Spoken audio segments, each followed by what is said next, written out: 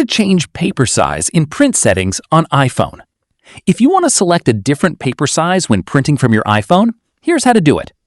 First, open the app containing the document, photo, or file you want to print. Tap the Share button. Scroll down and tap Print. Now, select your printer from the Printer Options screen. Once your printer is selected, look for the Paper Size option.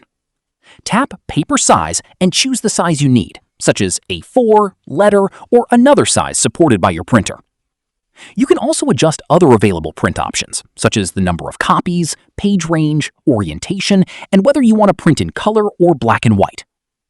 Once you've selected the correct paper size, tap Print in the top right corner. Your iPhone will send the document to the selected printer using the paper size you chose. Keep in mind that the available paper sizes depend on the printer and the app you're printing from.